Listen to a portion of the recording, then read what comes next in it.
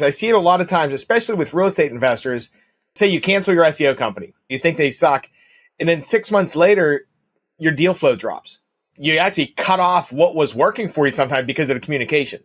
So it's like not having that stuff. It's like, okay, we made a decision based on emotion or what we think versus raw data.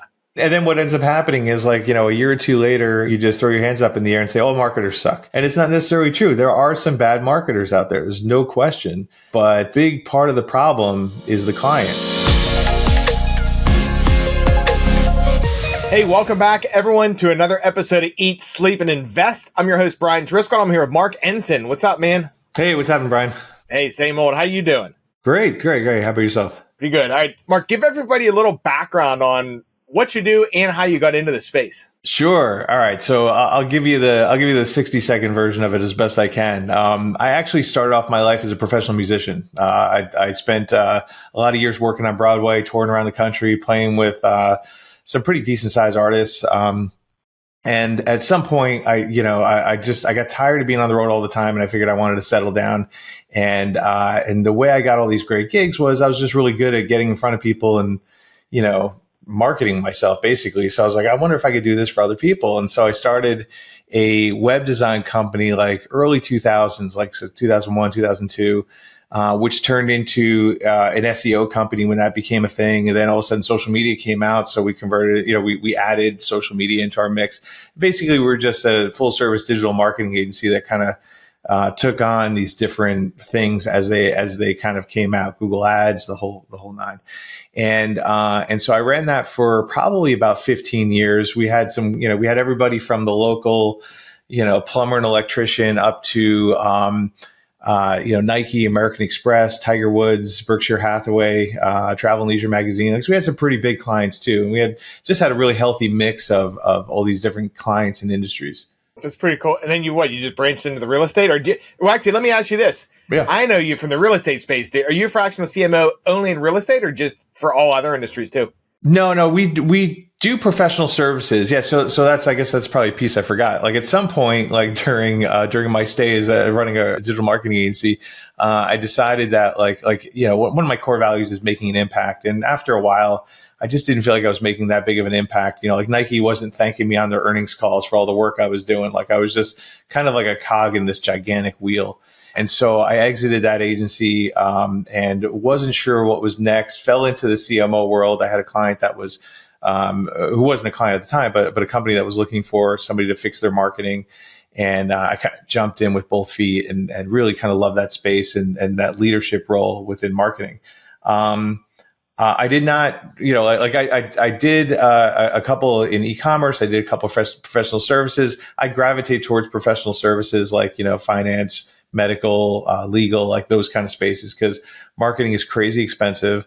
And there's just a lot of noise out there that you have to kind of break through. I fell into real estate investment space just by accident. Like it was, I just kind of picked up a client, then I picked up another client, and then another client, word got out. So it's not our core, like we don't just do real estate, but it's probably 70% of what we do now. That's interesting. So, all right. So you started as a musician. You played it, I saw it like in Rent on Broadway, right? Yeah. I played in Rent on Broadway, Jesus Christ Superstar, a bunch of shows. And now I still kind of dabble in it. It's like a side hustle. It's a really cool side hustle, but it's just like every now and then when a show blows up and they, or they need a bass player last minute, somebody gets sick. Like COVID was really great. Like I was going out all the time, 1 or 2 weeks at a time to fill in for somebody who was sick. Not that COVID was great. I don't like that's probably the wrong way to put it, but so I'll still go out for like a week or two at a time, go on tour, get it out of my system. And then, I would run my business from the road. Doesn't really matter. And then come home. So like probably do that 2 or 3 times a year. It's like a little mini vacation. All right. So you were doing that, got into the marketing, and you wrote a book called Be a Dick, right? Too. Yeah. It's called Be a Dick. Yeah. All right. Tell everyone about that. It's not as awful as it sounds. So I was living up in New Jersey, and I had turned. I think it was right around when I turned 40, or I was turning 40, and just had like a little bit of that midlife crisis kind of kick in, and convinced my whole family. Like I was like, I'm just not happy here. Like I don't know what it is. Business is okay. I grew up like right down the street from where I lived. Like I always thought I was going to be, out doing more, doing, like living in some exotic place. And New Jersey doesn't really scream exotic. And so I convinced my family to sell everything we own and move to Tampa. And so we got down here, and then there was this like, oh my God, like what have I done? Like this was what was I thinking? Sold the house, sold everything. And I was driving my wife a little crazy. She told me to get out of the house and just kind of walk it off because I was stressing her out. And so I went out for a walk with my kids and ran into my neighbor, Dick, who lives about 7 or 8 houses down the street from me. And, older gentleman, he was in his mid to late 60s at the time. And just this extraordinary guy that just was incredibly successful. He had a dozen Emmys, on a shelf in his office, and had this great family life, was just really kind to me and my family, invited us into the neighborhood with open arms, and really became like a mentor of mine, for a while. And I'd, follow him around like a puppy dog, to kind of get to pull me out of this slump that I was in. And so at some point I started talking about it and giving the speech, because when you put a marketing guy a couple houses down the street from a guy named Dick, who's this really great guy, it's almost impossible not to talk about it or write a book about it. It's like a marketer's dream come true. So Be a Dick was born. I've, given that talk to, over at HubSpot and like all these big, big conferences and other, kind of, talks. It doesn't go so well in the corporate environment. It's not like Microsoft is hiring me to show up at their, talk about being a dick. That doesn't go so well, especially nowadays. But it's just a great roadmap on how to live and how to treat people and, how to be a better person. That's awesome. And everyone, that's available on Amazon too. So you guys can check it out if you want to grab it there. Do you have any of the talks you did on it on YouTube? Oh yeah. There's probably the bigger one was the one from HubSpot. So if you do, actually it was the HubSpot's conference Inbound. So if you do like Be a Dick Inbound or my name and Inbound, you'll find it. Okay, cool. All right, good stuff. Yes, everyone, you can check that out on online. So let's talk about Fractional CMO. Yes. So most people in business are doing some sort of marketing, right? Explain to everyone what's a Fractional CMO do, and when do people at what level should people think about pulling one in? So the reason I got into it was, like I said, I got pulled into it. And one of the first things that I noticed with my first client was the numbers just didn't add up. They were throwing money in every which direction, trying to drive leads, trying to drive sales. Like the numbers looked pretty good on paper, but they were broke and they were really struggling. Like and there was a sense of there was just a lack of transparency, a lack of, predictability. We have no idea what's going to happen next month, but, we have about 4 weeks worth of cash left. It was stressful. And so I came in, trying to clean house and figure out what was going on. How are our numbers as good as they are, but we're not, but the money's not there. And so, I started running my audit, started going through stuff and realized that one of the problems was the AdWords company was doctoring the reports. They were sending over, spreadsheets with numbers that were not accurate, and they were putting $10,000 a month of the spend in their pocket without telling anybody. Wow. I believe that's called stealing, but who might say? And so we realized that this had been going on for almost a year, and brought it to their attention, brought all the evidence out, and they cut us a check for $100,000 and apologized, handed us the keys to the store, and walked away. And so, and it's not that all agencies are bad or stealing or whatever. That's like a very extreme case. But, the agency business is very much a squeaky wheel business. If you hire a marketing agency, whether it's SEO or social media or AdWords or whatever, if you don't make a peep, they're just going to do what they're going to do. And they're going to celebrate stuff that maybe doesn't matter to you. So you might, they might say hey, we're doing a great job. We'll get all these keywords in the top 10, but meanwhile, none of those keywords drive revenue. So does it, it doesn't really help. Doesn't really matter. It's a vanity metric. But there's this disconnect. You have a marketing agency that's, chasing a certain result. You have a business owner that doesn't really understand marketing, and there's just a communication gap. The agency doesn't really know what company wants, and the company doesn't really understand what the marketing agency is doing. So that's where we kind of slot ourselves in. we kind of bridge that gap. And so we work with all of your agencies. We make sure they're doing what they need. We make sure that they have what they need. So it's less frustrating from an agency perspective. Like, we're not like the enemy here. Our job is to benefit the agency as much as it is to benefit the company. Like, so we're able to communicate, hey, here's what our goal is. Here's what we want. Here's what we're looking for. Have you tried this? And then they come back to us and say, well, what we could really use is more of this. And then we go make sure that happens so they get everything that they need. And again, same thing for the client. Like, hey, here's what these agencies are doing. Here's the ones that we really like. I'm not so sure about this one. We're going to coach them a little bit, see if we can get their numbers up. And then we kind of work, both sides of it to make sure that everybody is really performing at the best of their ability. And, and because it's a squeaky wheel business, that alone, like having that leadership within the marketing space, because not only are we, setting strategy and everything else, but that management of the team really makes a huge difference. I mean, that alone pays for itself. And so that's pretty much the core of what we do. Yeah. And that's pretty interesting too, because a couple of things you said there. Number one, so you have an agency and you have a client, right? Yeah. Most clients don't know marketing. So a lot of times they'll talk to the agency, or even like when we're talking to clients too, a lot of people don't know what to even ask. Right. It's like, hey, you know what? I want to get more deals. I'm just out here hustling right now. It's like, can I give you money to get more deals? How do we do it? And then they don't know how to monitor the KPIs, things like that, to even know where to pivot. Or sometimes there's just a miscommunication between the agency, or no communication. It's like from the agency side, it's like, if we don't know if what's coming on your side is quality or not, they don't know to pivot either. So you're right. There's like it's almost like two islands. And we hear it all the time. So we'll hear from, whenever we first start out, one of the first things we do is we interview all the agencies that we work with. So we'll talk to the client, and they'll give us a, kind of like an idea of what's working, what's not working. And they'll be like, yeah, the SEO company, we don't like them. They don't do a good job. I don't think they're doing anything. I actually think they're phoning the whole thing in. And then we talk to the agency, and they're like, yeah, we're doing great. Like, look, the traffic is up 30% month over month. And, and they'll spout out a bunch of numbers. And then I'll ask them, like, well, that's not getting translated to them because the client's not seeing it. Are we getting any leads? Yeah, we're getting leads. Are you communicating those leads? Well, we send them a report. Like, well, yeah, but the client's probably not looking at the report. And so it's not that they're not doing a good job all the time. Half the time, it's that they're not communicating the right things to the client, and vice versa. Like, the client's not being clear on what their goal is. And so the agency is showing them information that's important to them, but not important to the client. So it's like you get these two people speaking completely different languages that if we could just get you guys on the same page, a lot would change. We would be able to turn this around very quickly. And what ends up happening is they get frustrated with them, and then they fire them, and they meet somebody at a marketing event, or a conference or whatever, or they meet a friend that says, hey, our SEO guy is great. And so they hire that company, and the same thing happens because you haven't fixed the problem.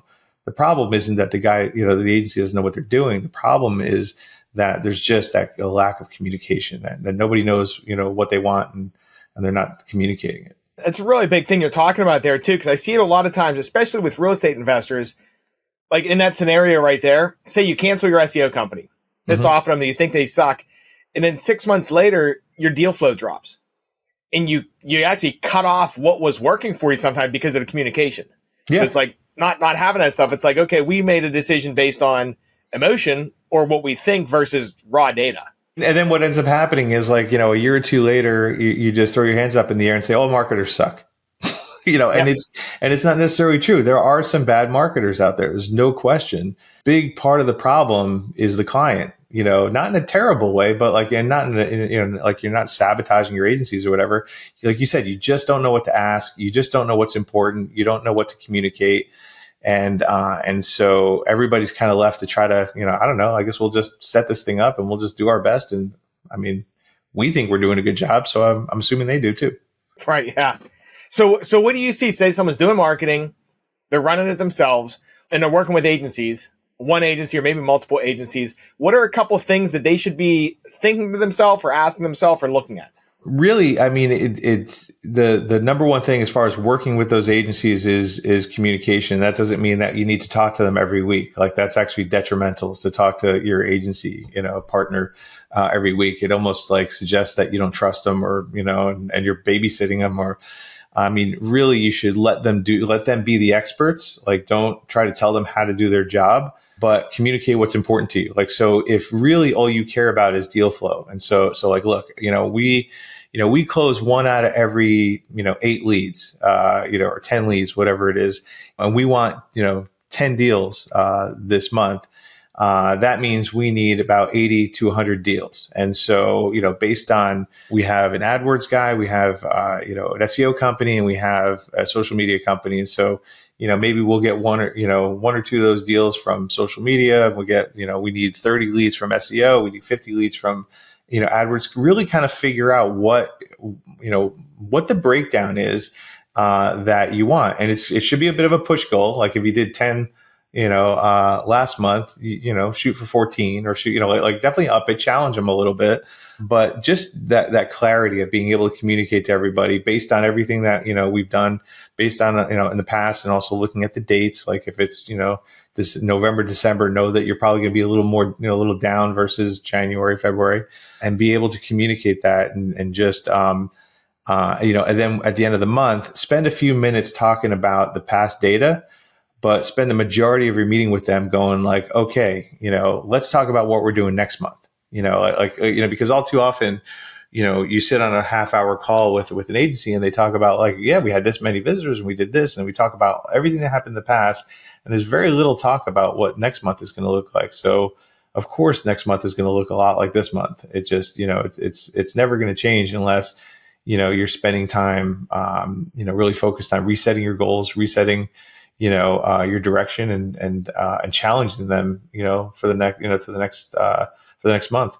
What do you see with when clients are working with agencies, working with a small agency versus big agencies? I tend to lean towards smaller agencies, unless if I am working with a bigger agency, it really kind of comes down to the people. What tends to happen with bigger agencies is you're talking to somebody really pretty high up, and then you're like, wow, this person knows, a lot. I love what they're saying. This is our company that we got to start working with them.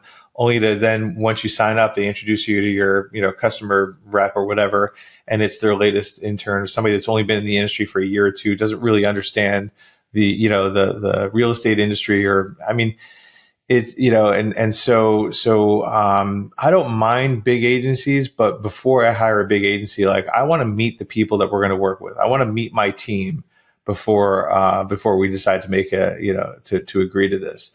Versus when you work with a smaller team, you've met your team. Like you're probably getting the person that you're talking to, if they're small enough. Now, with that said, there are some downfalls with a smaller team. Like, if you're, kind of a medium to small player in that small team's, book of business, you're not going to get as much attention because, there's only so many people that work there, and they're overbooked. And so you have to make sure you make yourself known. Don't just, have a conversation with them and then not hear from them for 30 days and be okay with that. Like you're going to have to, speak up a little bit. So there's a game that you have to play regardless of the size of the company. It's really the people that you're going to work with that are going to determine whether it's a good fit or not. I guess it's probably like that in most business. Like I just switched property managers, I don't know, like 6 months ago. Okay. And I've always had the small property manager that was just starting up. So you get a lot of attention, all that kind of stuff. And then they grow too much or too fast. And then their systems break. And then I just switched to like one of the bigger property managers in Pittsburgh. But now you're in a corporate structure where you're dealing with 5 different people. Some people don't know what the other one's doing. So I guess there is pros and cons. I agree with you. I prefer the smaller to mid-size because you kind of know who's working on your stuff versus just getting a customer service rep and you don't know what's going on behind the scene. And, in order to get what you need from them, this is not about pressuring anybody into, browbeating them into getting getting what you want. It really is a matter of like one of the things that we do, and I think we do fairly well, is, like I said, let the experts be the experts, get out of their way, but make sure that they have everything they need in order to be successful. Because, my goal is to make sure that every vendor that we work with, like we get to be, their biggest and best case study. And so when you walk into it with that, it's not that I'm like, hey, how come our results are, it's like it's really about like, well, what could we do differently to improve the results for next month? What are you missing from us that would help make your job better? Like our goal really is to improve the life of, both our client and the agencies that we're working with. So when you become that favorite client because, man, every time we need something, we're talking to somebody that speaks our language, they're always showing up for us, they're always checking in. When you become, somebody that they enjoy working with, they're going to do a better job. I mean, it's just, that's just the way of the world. That's how it goes. Yeah, and that's important too, because so like you're saying, like you don't want to beat up agencies. Like if you call them every single, from a client, so we'll talk about like from the client standpoint, if you're just hitting up an agency every day, hey, these results suck, this and that, you're gonna get, it's just a negative annotation. Versus if they pull someone in like you're there to create a win-win and be a team player on both sides. Absolutely. So it's like your job is to not beat up the company; it's to help get a better ROI for the client. And then everybody wins. Because look, if you get a better ROI for the client, we're going to spend more money with you. And if we spend more money with you, you're more profitable. It becomes, we have an SEO company that we're spending twice as much with them today than we did 6 months ago because they're killing it. That's what we're looking for. And all too often, let's say in your business, let's say you drove 10 leads to a company this week. And 9 of them were great qualified leads. We made appointments. We might have closed a couple of contracts, but one was really bad. And I call, and I pick up the phone and I start reaming into you because that one lead was a waste and I want my money back. How excited are you to work with me? What about the 9 that you're closing, you're closing half of them. You got all appointments. These are great leads. Let's talk about that. How come we're not, how come we're just stepping over that to get to the one that wasn't great? They all can't be perfect all the time.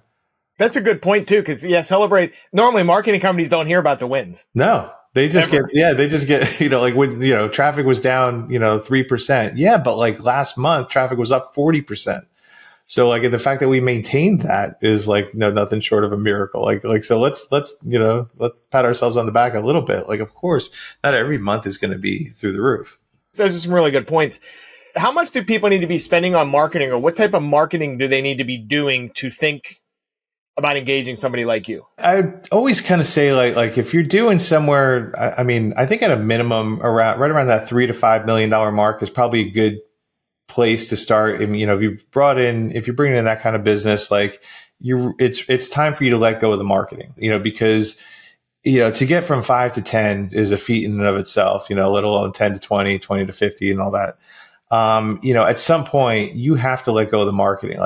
You might know your business really well and you may have a lot of experience in marketing, but I'm 25 years into this thing, as far as marketing, and I've seen it all, a dozen times over.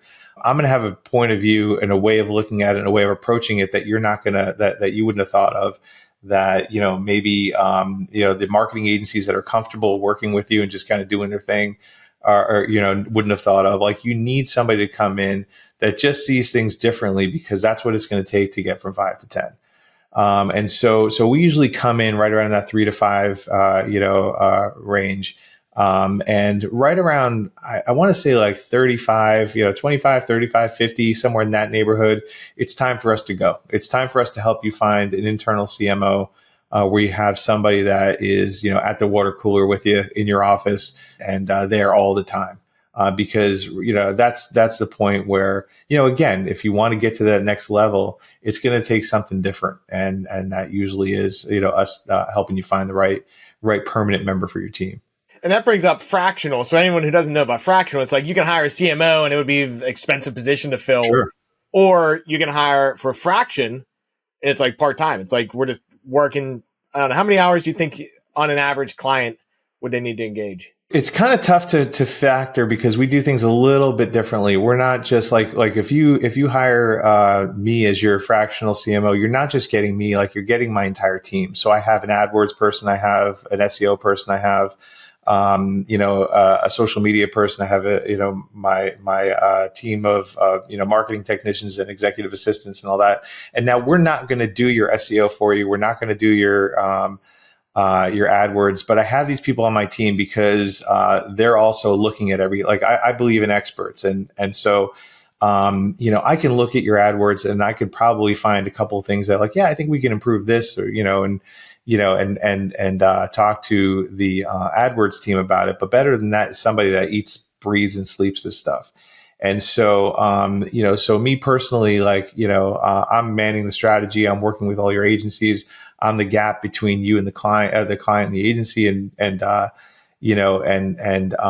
just managing all expectations, managing the results and all that. But like, I also have that team of creative people behind me that are also watching everything as well, not counting their hours. Like it almost becomes like a full-time job. And one thing that where there's a benefit to that is like, over a traditional CMO, like a traditional CMO, you're going to pay $200,000, $300,000, $400,000 a year for that person to come in, and it's just going to be that person. Whereas you're going to pay a fraction of that, a fifth of that, and you're going to get like this, access to this, marketing team to help, move the needle for you. That's cool. And then also, like, the truth is it's very front loaded. We usually, by the time we usually walk into a client, everything's a mess. The reporting is a mess. Tracking is a mess. They have no idea what's working and what's not working. They don't know where the leads are coming from. They just know that they're spending a lot of money. They don't know, I don't want, I'm afraid to cut anything off because I might shoot myself in the foot if I do. So there's a lot of work in those first 90 days to really kind of get everything under control, make sure that we're making intelligent decisions, and then start making changes and whatnot. So, the amount of work that we put in the first 30 days is significantly different than, a year from now. That's interesting. So say someone wanted to work with you or see if they're fit, like what's the best way to connect? Just go to our website, loudmouse.com, loudmouse.com. And, there's a bunch of information on there. We also have a free ebook if anybody's interested. The purpose of the book is to kind of teach you how to better communicate and work with marketing agencies. So if you are working with 3 or 4 agencies, it's a great place to start to see if you can kind of squeeze a little bit of more value out of those relationships as you're currently getting. And you'll find that at loudmouse.com/breaking. Hey, thanks for coming on, Marc. We appreciate you. Yeah, my pleasure. Happy to be here. Hey, everyone, Marc's book is also going to be in the show notes, a link to the Amazon. Marc, on a different note for a book, what's the top book you would recommend other than your book for people to read, just general? What's your favorite book? Man. I think Donald Miller's Story Brand is a favorite of mine, only because I believe so heavily in messaging and being able to communicate, value and like he says, when you confuse, you lose. And I think what's wrong with a lot of people's, websites, marketing, like all that stuff is they're just terrible at talking about what they do. So Story Brand is a really great way to wrap your arms around the value that you have and how to share that with your people so they better understand, why you versus somebody else. Because the rest of the stuff, it's easy to make an ad look pretty. It's easy to make a website look pretty. But if it doesn't communicate well to the people you're trying to reach, it doesn't matter. It doesn't matter what it looks like. Yep, I agree. Hey, well, thanks for coming on, Marc. We appreciate you. Yeah, my pleasure. Hey, everyone, thanks for listening. Until next time, get out there, crush it, close some deals. We'll see you guys.